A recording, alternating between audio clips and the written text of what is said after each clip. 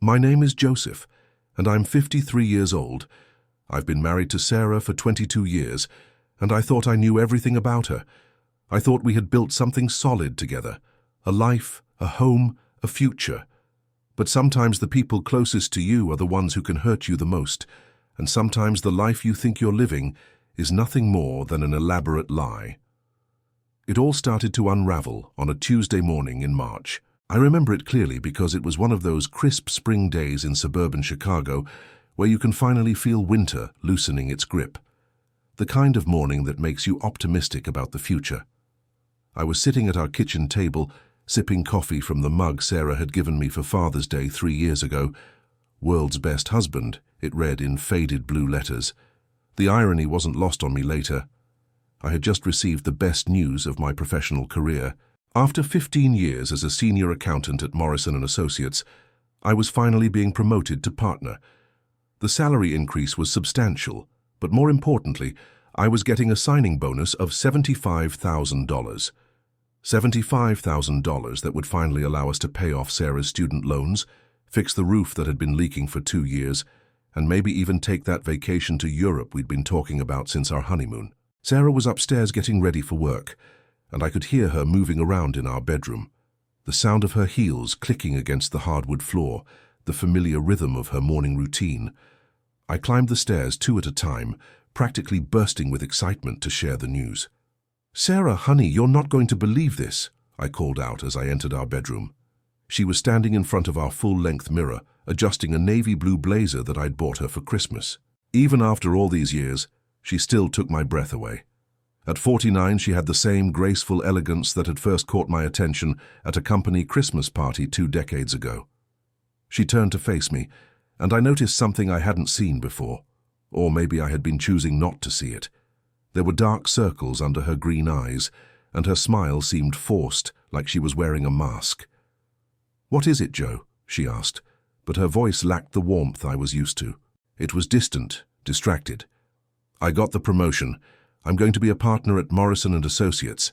And Sarah, the signing bonus, it's $75,000. We can finally pay off your student loans, fix the house, and maybe even take that trip to Paris you've always wanted." I expected her to throw her arms around me, to share in my excitement. Instead, she stood there for a moment, her face pale, and then she sat down heavily on the edge of our bed. "That's wonderful, Joe." "Really it is," she said, but she wouldn't meet my eyes. "You don't seem excited," I said, sitting down beside her. "Is everything all right?" She was quiet for a long moment, and I could hear the ticking of the antique clock on our nightstand, the one we'd bought at an estate sale during our first year of marriage. Finally, she looked up at me, and I saw something in her eyes that made my stomach drop. "Joe, there's something I need to tell you about the student loans." "What about them?" They're more than I told you, a lot more." I felt a chill run down my spine. "What do you mean? You said you owed $40,000. We've been paying on them for years." Sarah stood up and walked to the window, looking out at our neighborhood. The morning sun was streaming through the glass, but somehow the room felt darker. "I lied," she whispered. "I owe $130,000, and I haven't been making payments. I've been using the money for other things." The words hit me like a physical blow. I stood up so quickly that I felt dizzy. "What other things, Sarah? What the hell have you been doing with our money?" She turned around, and for the first time in our marriage I saw fear in her eyes. "I've been gambling, Joe. Online poker, sports betting. I thought I could win it back. I thought I could fix everything before you found out." The room was spinning. 22 years of marriage, and she had been lying to me. Not just lying, systematically deceiving me about our finances, about her problems, about who she was. "How long?" I managed to ask. 3 years, she said, her voice barely audible. 3 years. 3 years of coming home every day to a woman who was living a double life. 3 years of believing we were building something together while she was tearing it down behind my back. I left for work that morning without saying another word. I couldn't look at her, couldn't process what she had told me.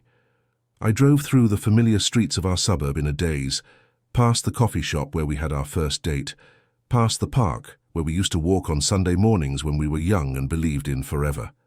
At the office, I tried to focus on work, but my mind kept returning to Sarah's confession. My colleagues were congratulating me on the promotion, shaking my hand, talking about celebration drinks. But all I could think about was the woman I had shared a bed with for over 2 decades, the woman who had been lying to my face every single day. I called our bank during my lunch break. What I discovered made Sarah's confession seem like just the tip of the iceberg. Not only had she not been paying her student loans, but she had also maxed out 3 credit cards I didn't know existed. Our joint savings account, which I thought contained $15,000, had less than $300.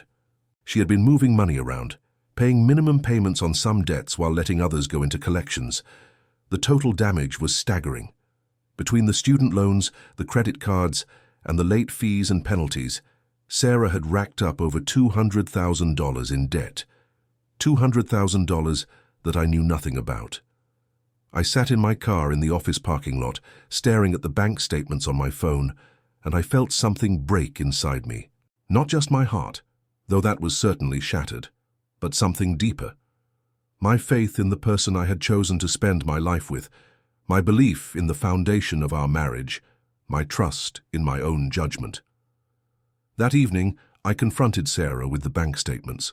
We sat at our kitchen table, the same table where I had shared my good news that morning, though that felt like a lifetime ago, and laid everything out. $200,000, Sarah. $200,000. She was crying, mascara running down her cheeks, but I felt nothing. No sympathy, no desire to comfort her. Just a cold, empty feeling where my love for her used to be. I'm sorry, Joe. I'm so sorry. I know I messed up, but we can fix this. With your bonus, we can start paying it down.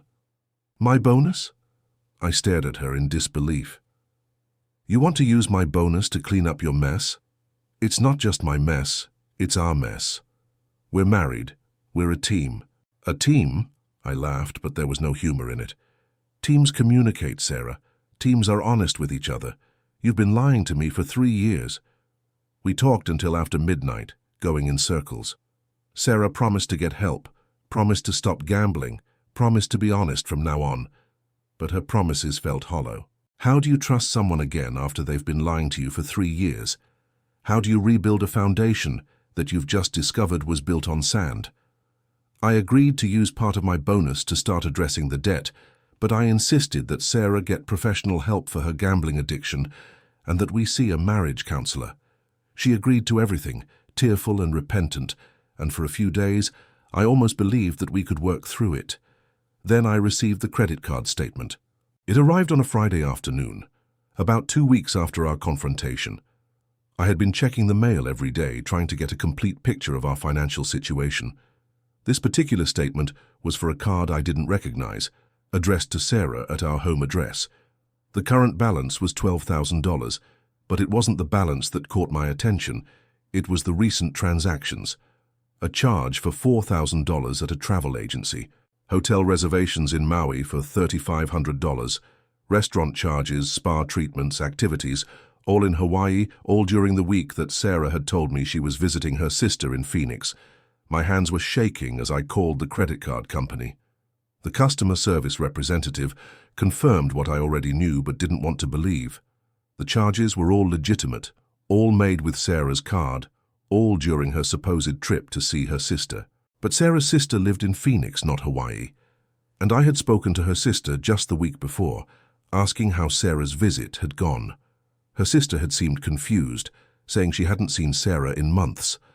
I sat in my home office, staring at the credit card statement, and the pieces started falling into place. The distance in our relationship over the past year. The way Sarah had been more interested in her phone than in conversations with me.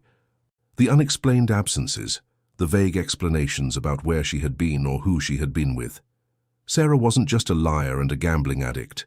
She was having an affair. I printed out the credit card statement and waited for Sarah to come home from work. She walked in at her usual time, around 6:30, calling out her usual "Honey, I'm home," as she set her purse on the kitchen counter. "Sarah, we need to talk." Something in my voice must have warned her because her face went pale immediately. "What's wrong?" I slid the credit card statement across the kitchen table. Want to explain this? She looked down at the paper, and I watched as the color drained completely from her face. Joe, I can explain. I'm sure you can.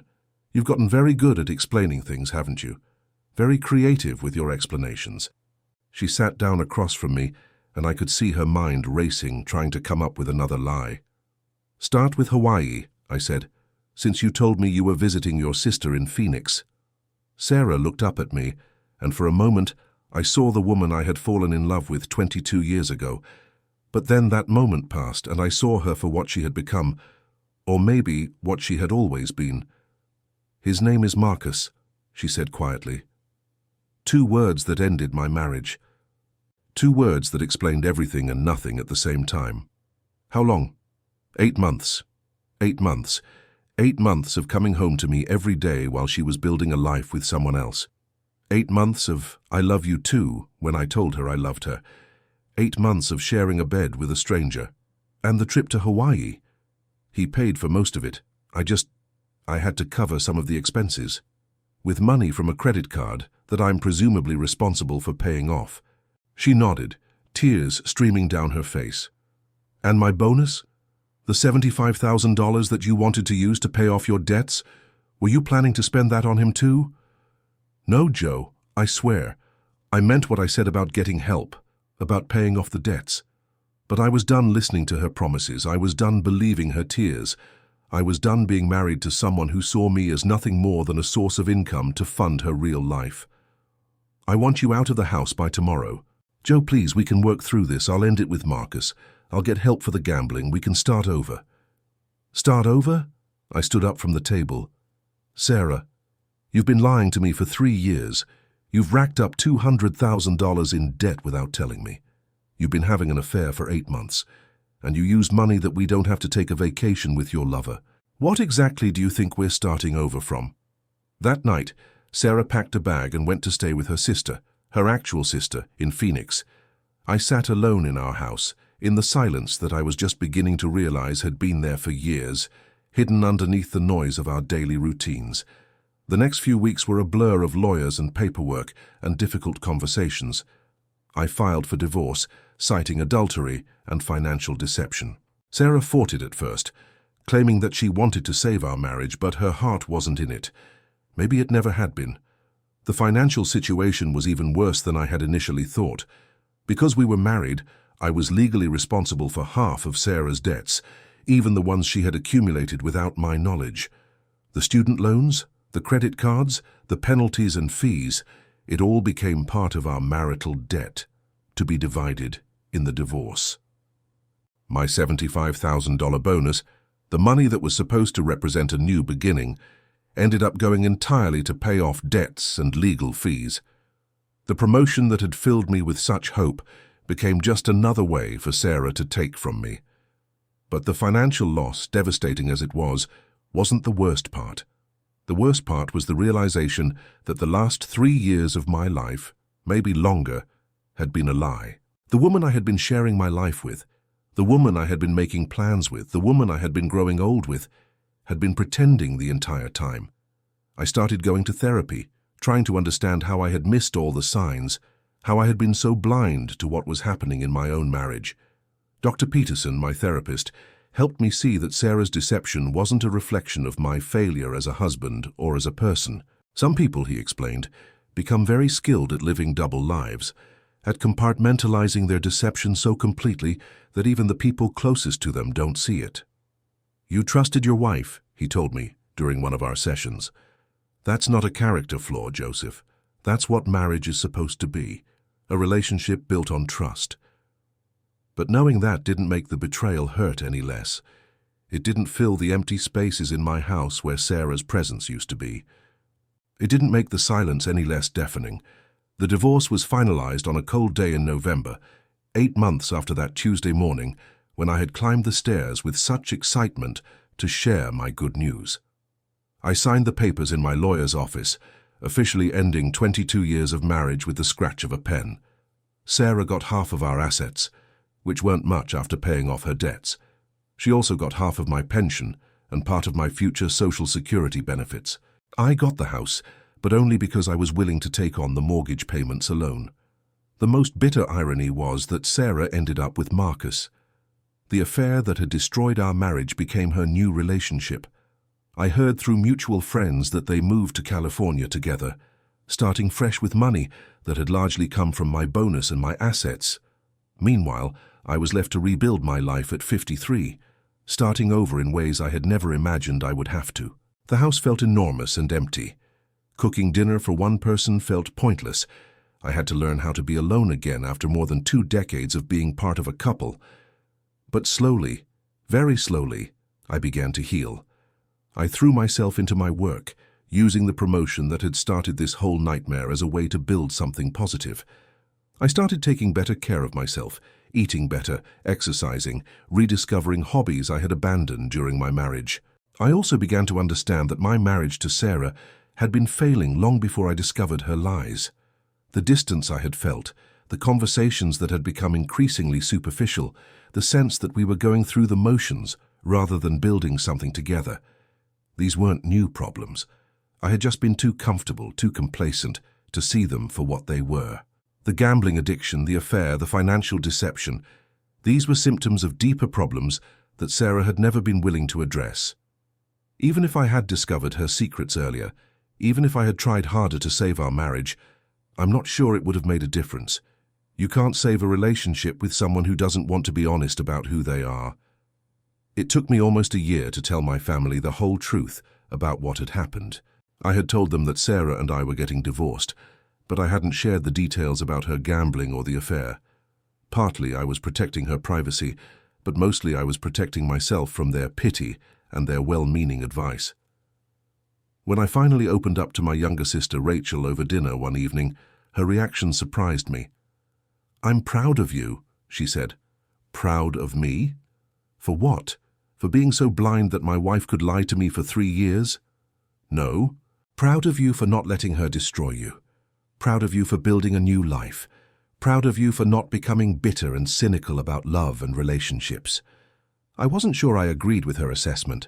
Some days I felt plenty bitter and cynical, but I was grateful for her support and for the support of my friends and colleagues who helped me through the darkest period of my life. 2 years after the divorce was finalized, I met Linda.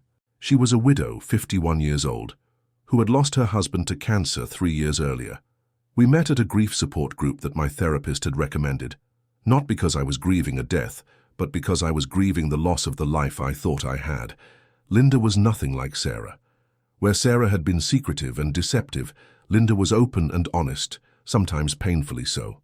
Where Sarah had been financially irresponsible, Linda was careful with money, having learned to manage her finances alone after her husband's death. Where Sarah had been selfish, Linda was generous with her time and energy. We took things slowly, both of us having been burned by life in different ways, but gradually, carefully, we built something real together, something based on honesty and mutual respect and genuine affection. I told Linda everything about Sarah and the divorce. I showed her the financial records, the credit card statements, the evidence of Sarah's deception. I wanted her to know exactly what she was getting into, exactly what kind of baggage I was carrying. "I understand why you need to tell me all of this," Linda said after I had finished my story. "But Joseph, that wasn't your fault. You were a good husband to someone who didn't deserve it. That doesn't make you foolish or naive. It makes you decent." 3 years after my divorce from Sarah, Linda and I got married in a small ceremony in her backyard, with just our immediate families present. It wasn't the grand celebration that Sarah and I had 25 years earlier, but it was honest and real and filled with people who genuinely cared about our happiness. I'm 58 now, and I can honestly say that I'm happier than I've been in years. The financial damage from Sarah's deception is mostly behind me. I was able to pay off the remaining debts, rebuild my savings, and even start planning for retirement again. More importantly, I've learned to trust my instincts again. I've learned that it's possible to be open and vulnerable in a relationship without being naive. I've learned that love doesn't require you to ignore red flags or make excuses for inexcusable behavior. Sometimes I wonder what would have happened if I had confronted Sarah about her problems earlier, if I had been more attentive to the signs that something was wrong. but I've come to realize that those are the wrong questions. The right question is, what have I learned from this experience that will help me build better relationships in the future? The answer is that I've learned the difference between trust and blind faith. Trust is something you build over time with someone who proves themselves worthy of it. Blind faith is what I had with Sarah, a willingness to believe what I wanted to believe, regardless of the evidence in front of me. I've also learned that financial compatibility is just as important as emotional compatibility in a marriage. Money problems don't just create stress, they create opportunities for deception and betrayal. Linda and I have complete transparency about our finances. We have joint accounts and individual accounts, and we both know exactly where every dollar is going. Most importantly, I've learned that it's possible to survive betrayal and come out stronger on the other side. The experience with Sarah was devastating, but it also taught me what I really value in a relationship, and what I'm willing to accept and what I'm not. Sarah, as far as I know, is still with Marcus in California. I heard through mutual friends that she never did get help for her gambling addiction, and that their relationship has had its share of financial problems. I don't take any satisfaction in that information. I genuinely hope she finds happiness and gets the help she needs. But I'm grateful that her problems are no longer my problems. Sometimes people ask me if I regret the 22 years I spent married to Sarah, if I feel like they were wasted years. The answer is complicated. I regret the deception and the betrayal, and I regret that I allowed myself to be blind to problems that were right in front of me. But I don't regret the good times we had, especially in the early years of our marriage. Those experiences helped shape who I am today, and they taught me what I want in a relationship. I also don't regret the fact that the experience made me more self-reliant and more careful about who I trust with my heart and my financial security. These aren't necessarily pleasant lessons to learn, but they're valuable ones. The biggest lesson, though, is that it's never too late to start over. At 53, I thought my life was essentially settled, that the major decisions had been made and the major changes were behind me. Sarah's betrayal forced me to rebuild everything: my finances, my living situation, my social connections, my understanding of myself. It was terrifying and exhausting and often lonely, but it was also liberating. I got to decide who I wanted to be as a single man, what kind of life I wanted to build, what kind of relationships I wanted to have. I got to rediscover parts of myself that had been dormant during my marriage. Linda often tells me that she fell in love with my resilience, with the way I refused to let Sarah's betrayal turn me into a bitter, closed-off person. I'm not sure I see myself that way. Most days I just feel like I'm doing the best I can with the hand I've been dealt. But maybe that's what resilience is. Not some grand gesture of strength, but just the quiet decision to keep moving forward one day at a time. Looking back now, I can see that the morning I climbed those stairs to tell Sarah about my promotion was both the beginning of the end of my old life and the beginning of my new one. The bonus money that I thought would solve our problems ended up exposing them instead. The promotion that I thought would be the foundation of our future together became the foundation of my future alone. It's taken me 5 years to fully understand that this wasn't a loss, it was a liberation. I'm no longer married to someone who saw me as a source of income rather than a partner. I'm no longer living a lie, pretending that everything is fine while my foundation crumbles underneath me.